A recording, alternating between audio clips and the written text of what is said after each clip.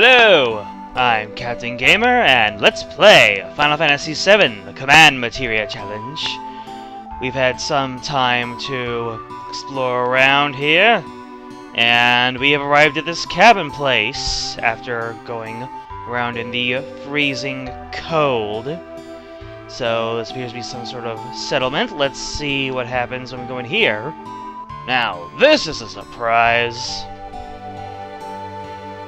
Yeah, someone just randomly walking into your house. I'd imagine that would be a surprise. Mr. Guy. How many years has it been since I last saw anyone here? You tell me. Oh, excuse me. My name is Halzoff. I've lived here for 20 years now. Ah, the mountain climbing master himself. How do you do, sir?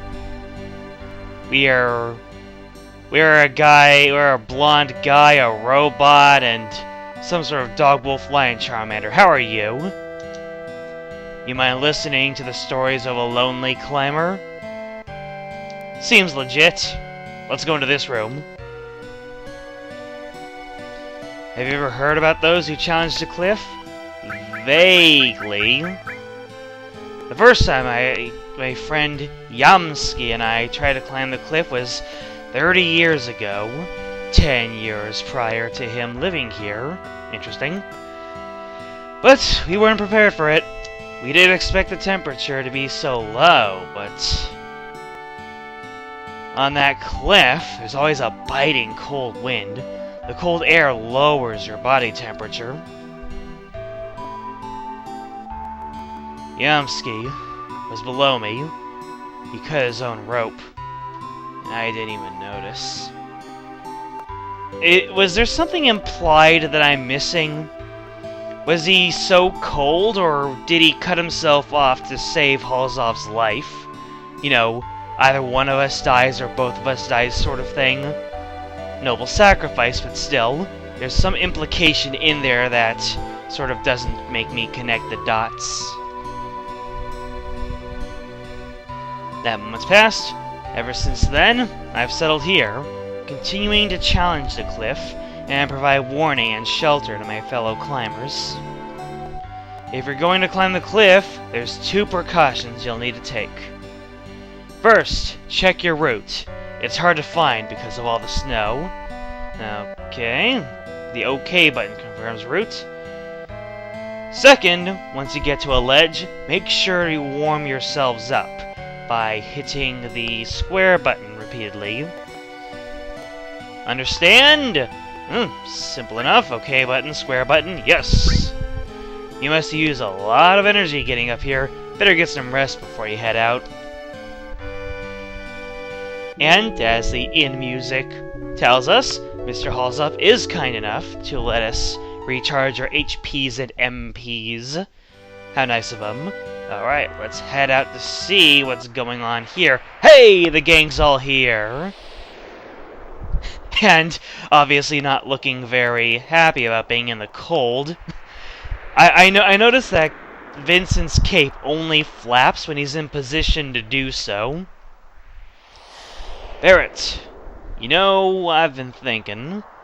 Sure, we're only standing out in the cold, and Tifa and Yuffie are ridiculously underdressed for it, but what is it? Seeing a place like this makes you realize how awesome nature is. But if anyone ever told me to live here, I'd tell them to, you know. I'll tell you one thing, though. If I did have to live here, I'd change things around and make it better. That's kind of an arrogant thing to say, isn't it, Barrett? I guess the total opposite of this would be Midgar. Yes, and Mr.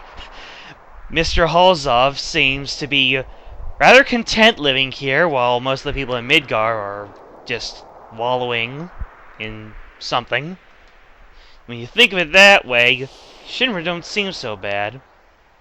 I'm gonna give you a moment to think about that, Barrett. Moment passed. What the hell am I saying? The Shinra? Not bad. We'll secure the route. You come up later. Yeah. Oh, Barrett, what the heck are you talking about? wonder what everybody says here. This blizzard's nothing! I gotta say that, or... Change members? Oh, we can change our party members by this, but no, let's see what everybody has to say. I wonder what's on the other side of the cliff. The crater where Genova landed! Have you been paying attention, Vincent? Barrett? Standing here like this kind of makes you feel like the planet's not on our side, don't it? Of course, we can't even compete. I mean, the planet don't even notice us humans. I think it's noticed plenty. Damn! If I could just get back in the air, this cliff would be nothing. Oh, okay. Yes, Discord might take your plane, though. I can't take this cold! Ha ha ha. And Yuffie always complaining. Well, let's just take a look what we can do. Nanaki, we still need to see your level 4 limit break. So let us go ahead and try somebody else out instead of Kate Sith. Kate Sith, your warm fuzzy body as you have an internal heater, which helped us out thus far. But who should come next? Let's get more Sid up in this. Yeah. So, Sid, you've got the Dragoon Lance and the Viper Halberd, but your Dragoon Lance proves much more efficient. And you need an accessory, which I left on Kate Sith, but at this point, who cares? Okay, what should you have? Circlet, why not? You can wear it underneath your goggles. That way, you don't embarrass yourself. Cool? Cool. And then we'll give you the materia of the materia. Kate Sith to Sid. Kate Sid. Ha! Alright. So, Sid is in our party now. We are assured much more success. And as Kate Sith doesn't seem to be doing much, this is secret info, but Rufus is going to arrive here too. Oh, well that's kind of important. Yeah, I mean, that was implied. Let's see what Nanaki says. Okay. I wonder what's at the top of that cliff. Well, we shall see. Ooh, so dramatic, Nanaki. Okay. So, we should be going up that cliff.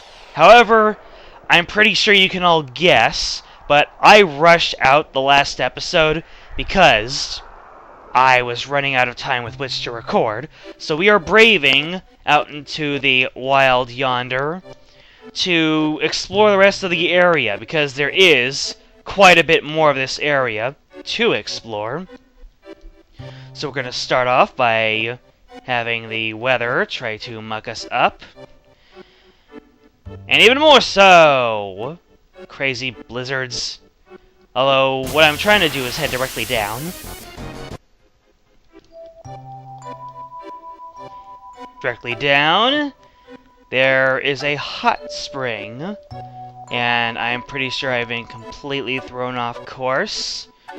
But we'll just continue on our way, because it ain't no thing. We are now in one of these many blank areas. It is so majestic in its blankness. And we have a slanted screen. Cloud, what the heck?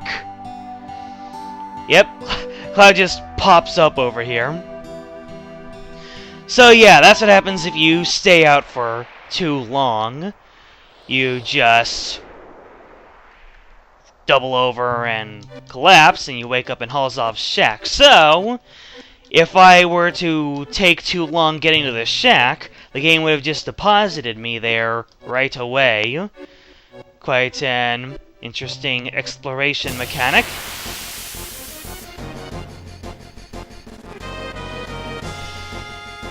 And we have a new enemy, the Ice Golem. Oh, they're so... He's so tiny! Yes, I did stop mid-sentence to bust out a Team Fortress 2 reference. Haven't done that before! Ho ho ho ho! And they are actually giving us a little bit of a thrashing here. So let's see if they have anything to steal. They do have something to steal. So let us get a sense for you. And Deathblow you. Why not? They are level 40. They have 4,000 maximum HP. And you just want to take them home. And they've got high potions to steal. Riveting. So let's take them out. Anarchy has the right idea. Oh, Sid. Sid, you just gored that guy. He was all like, ugh! And you were all like, yeah! What am I saying? Anyways, we're going this direction. And one trick you can do, go into this cave. This is where we found that all materia. Go out of it. And you are automatically oriented going this way. The camera is automatically this way, so you have an easier time going south without the storms mucking you up like so. I just love the way the markers stay there, even after you've been in a fight. So, we are in yet another nondescript location. Or maybe we're in the same one before Cloud tipped over. As far as I know, this thing is completely temperamental, this whole system. So here we have the hot springs. Cloud, poke the hot springs. Touch it. One single finger warms up your entire body. A hot spring. And unlike other Final Fantasy games, touching a hot spring does not restore your HP and MP. Disappointing. Any other way, we are now going to go back up into the Great Yonder. We just came back from there, but now that we have touched the hot spring, we have accomplished what we need to do in order to unlock the next part of what it is we want to uncover in the Great Glacier. I believe that touching the hot spring also resets the invisible timer until Cloud keels over and has to be rescued by Master Holzoff. So, like before, go into the cave, go out of the cave, because we want to orient ourselves to the right this time. To the right. What lies to the right? I don't know. By the way, the map that you get from Halzov's house in the Icicle Inn, not very effective. If I could somehow remember how to open it, because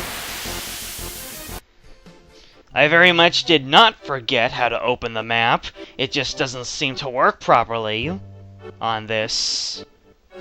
However, I'm doing this. Maybe there's a glitch with the piece of rat. And here's another new enemy. The Shred. If you look at this one, it's the Shredder. Shredder. Tonight we dine on Chocobo Head soup.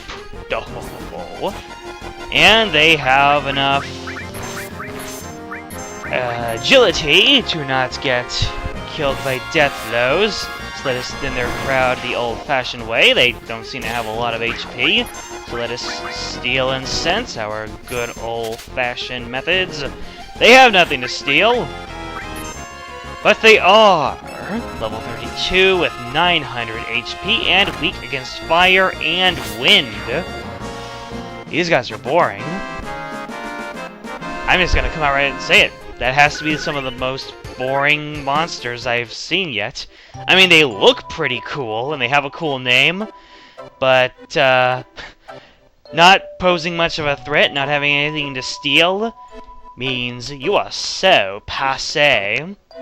Right, now that we're on this map, we shall head into this cave to warm up a little bit. But as we see, there's a person there. Who is this person, and what are her motivations, if that is a her? You got a lot of nerve trying to touch me with the same dirty hands that touched that filthy hot spring. I'll never forgive you. Whoa! Boss music! This is gonna be epic. What do we got to look forward to? Snow? Yeah, that's Snow. The entirely normal random encounter who doesn't even do above 200 damage to Sid.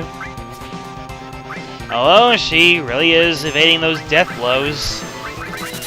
And her cold breath is accurate. Okay. This seems kind of strange, doesn't it? Uh-oh. Snow is using Fascination on Sid. No, Sid! Use your hard-boiledness to not be attracted. Oh, well. Haha, Morph didn't work. Ouch! Well, at least Sid had the decency to hit himself. And yes, Snow does counterattack every single hit with Ice 2. So to take her out quickly, you use fire elemental things, such as Ifrit, if you have it, and Flamethrower, things like that.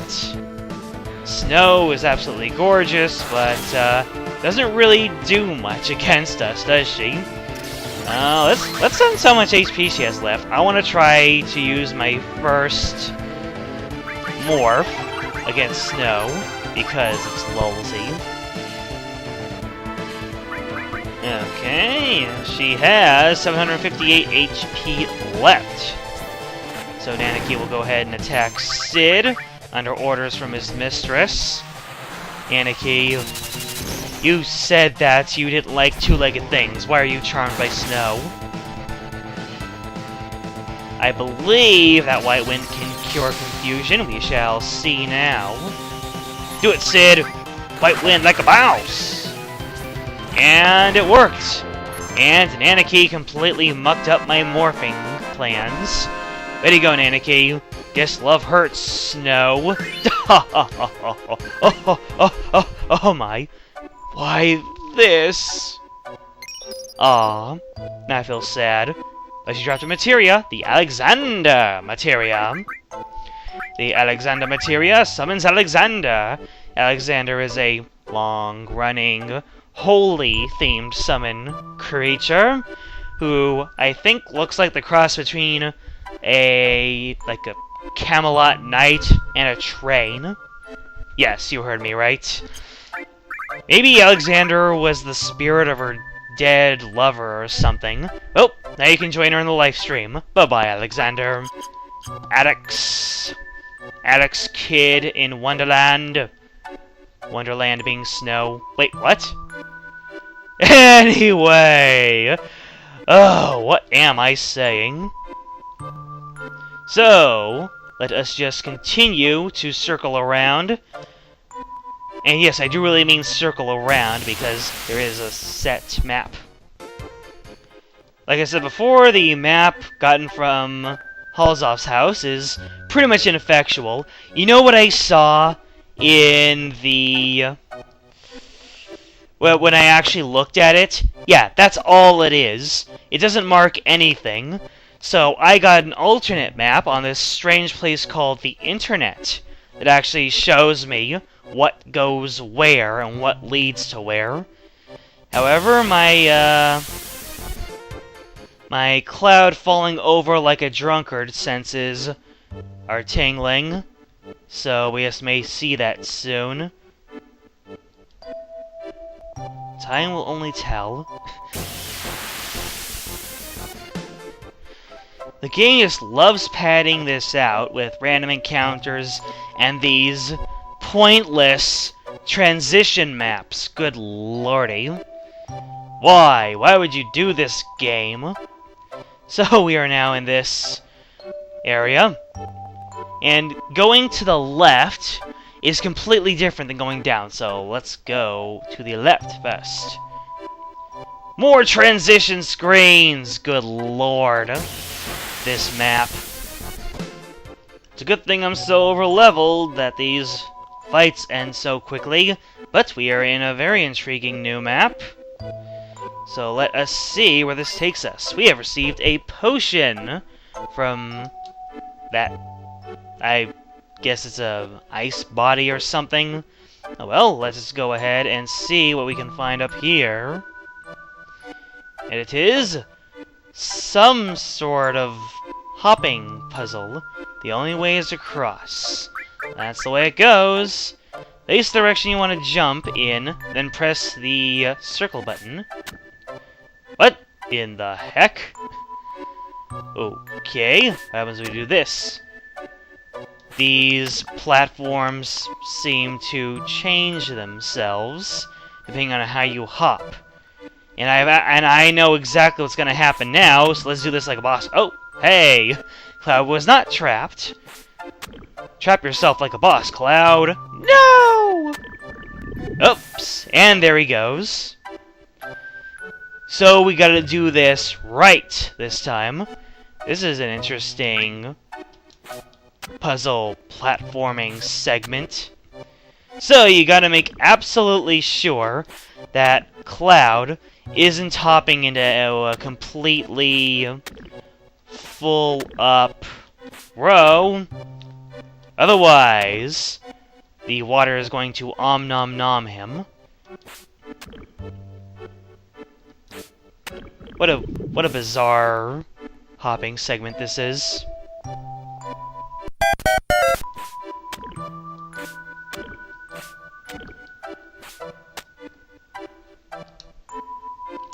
And what is our payoff? A cave. Dang it! And what is in this cave? Why, the cave contains a hidey hole to crawl into, and it also contains, whatever this is, a safety bit. Wonder what a safety bit is? It protects against sudden death, petrify, and slow numb. If I didn't have the awesome ribbon, or the gem ring, this would be a very impressive thing. It almost reminds me of the safety pin from Super Mario RPG. It's not like those games were made by the same at-the-time company. Right! We've got what we needed here, so we're just gonna go ahead and... the only way is to cross. Oi!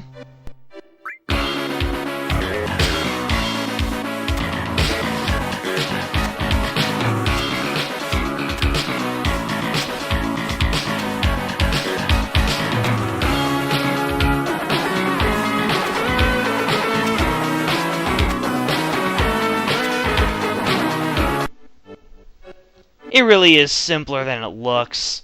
You just gotta trace a path and just not go where you shouldn't. And by where you shouldn't, I mean if where you're going to hop is completely surrounded by activated platforms, then it sort of makes sense, you know, not to go there. Ah, Cloud. And we've got several different sorts of waking up animations, just in case you flub up repeatedly. But we still got a little bit more to discover.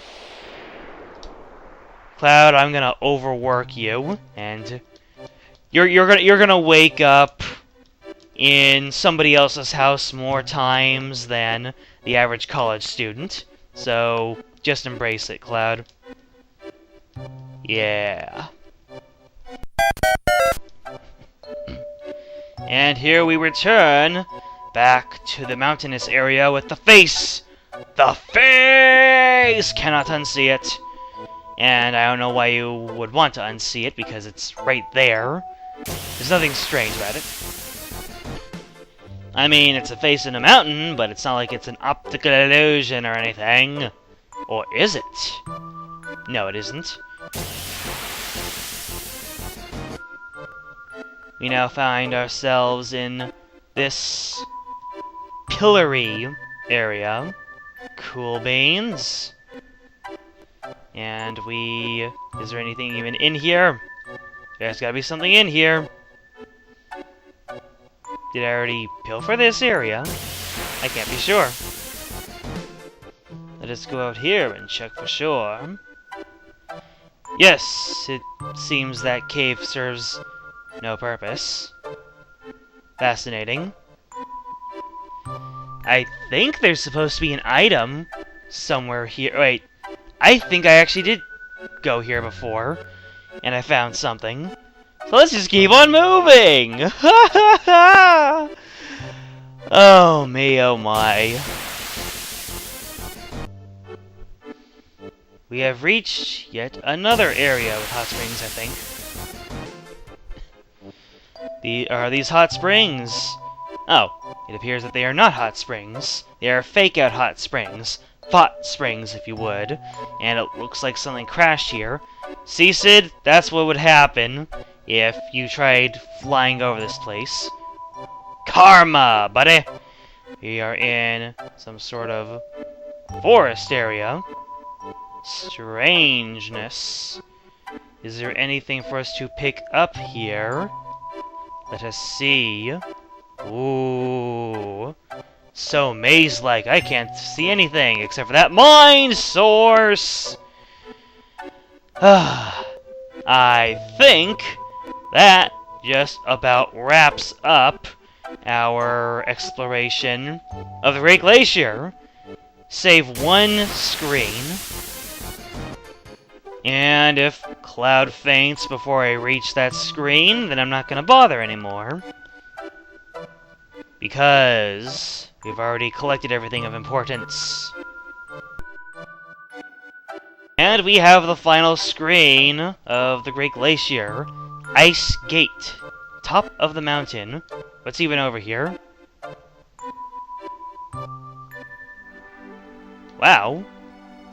You know, I think this is a seldom explored area of the world map right here. Like, not many people have actually been out here, because there really is no reason to be here.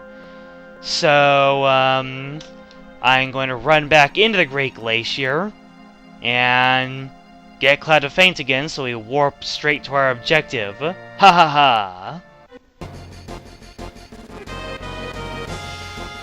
And in this fight, we bring you a very special thing.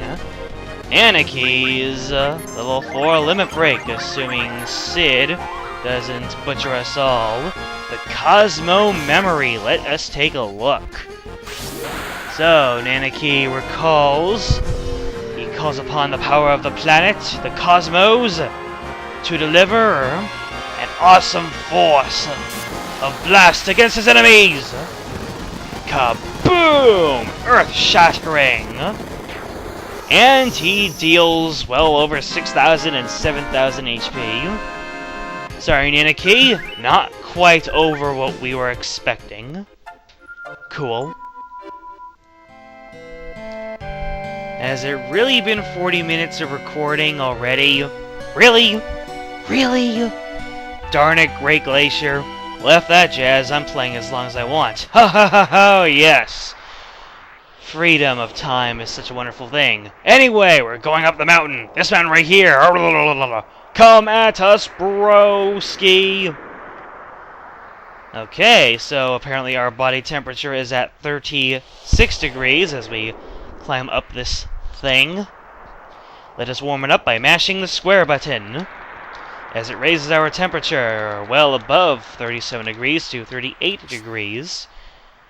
And now we hit the OK button to climb up this wall-a-majigger. And our body temperature keeps on rapidly dropping. Nose! Quickly, do the funky chicken and... What is he even doing? Oh, you're a maniac on the floor. I'm old. Okay, let us continue climbing up the mountain, making sure to keep our body temperature in check.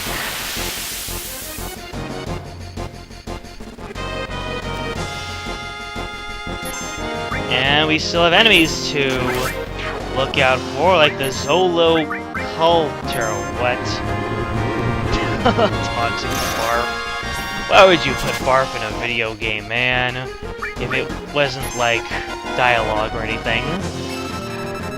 It is level 30. It has 950 HP. In other words, it is just ripe for us to attack. Oh, looks like the toxic barf also causes slow in addition to its eponymous toxicity. Warm up, Cloud! Yes, that just happened. And I believe there are multiple ways to disembark a platform of land. So we'll just keep on climbing up the cliff as we are in Gaia's Cliff still. You know, if keeping yourselves warm was this easy, how could Halzoff not do it if he was a master of sorts? Looks like there's only one way up here. We shall continue going. And I remind you, this background is pre-rendered. Somebody had to create this entire thing, keeping in mind the fact that it's going to be an interactive background that people are going to run around in. Just something to think about. And for some reason we're getting the sneaking around music that we've heard from the beginning of the game. This game makes me so nostalgic for itself, it's funny.